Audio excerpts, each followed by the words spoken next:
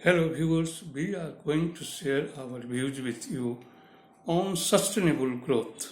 Sustainable growth means balanced growth with lower inflation for longer period. Here sustainable growth needs incremental productive capacity to match with incremental aggregate demand. Here we should or one should be clear that any incremental gross fixed capital formation, incremental government final consumption expenditure, higher borrowings, higher debt, higher liquidity don't provide guarantee for sustainable growth. Sustainable growth rate depends upon aggregate demand and by increasing productive capacity. So demand is important factor. Now, any imbalance between incremental productive capacity and incremental aggregate demand brings or affect interest rate, inflation rate, wage rate, liquidity flow, credit flow, etc. And to balance it or to regulate it for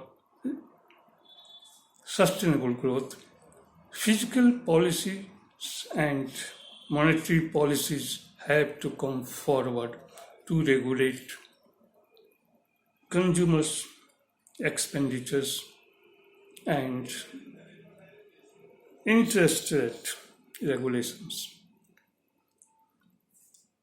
It can't be left at the mercy of market forces. Any disturbance will create problem. So, aggregate effective demand or aggregate demand increases faster than aggregate supply. Then it forces demand or domestic demand to switch over on foreign market via export, where rupee appreciation is needed. While on the other hand, when aggregate supply increases faster than aggregate demand, then domestic surplus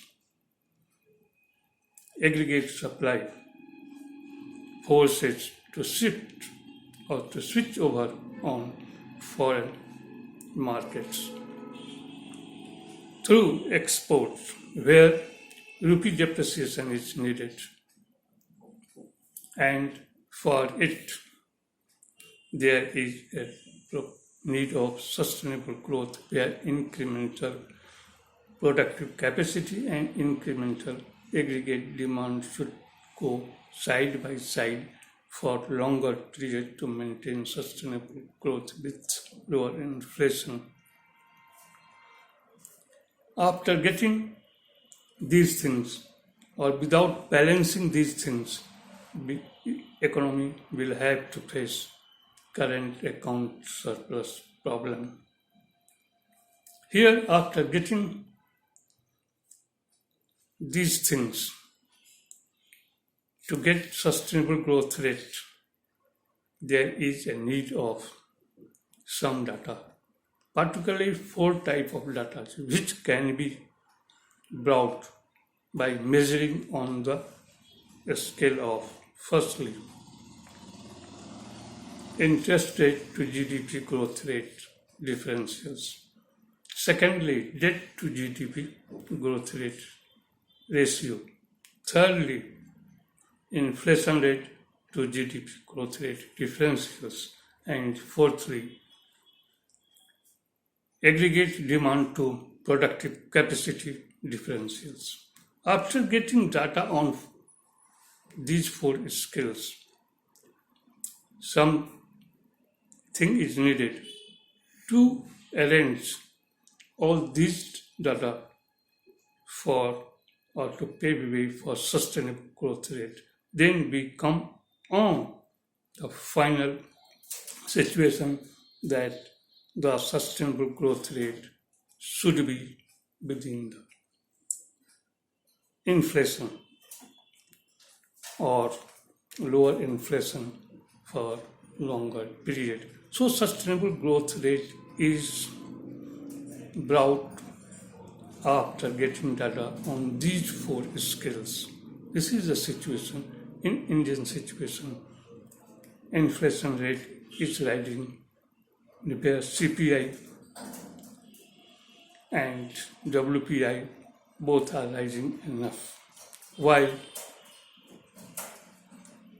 bond yields are also rising, and all these are forcing for higher interest rate, and higher interest rate will slower the growth rate. These are the situation in Indian economy. So we should pay attention to these things to come out or to bring out on any final conclusion for sustainable growth rate. There is a need of lower inflation, lower interest rate, higher productive capacity to match with aggregate demand. So these are the accurate situation or balanced situation within sustainable growth rate can be attained for higher and better economic growth. This is our view, and we have shared this view before our viewers to judge. A lot of thanks to our viewers.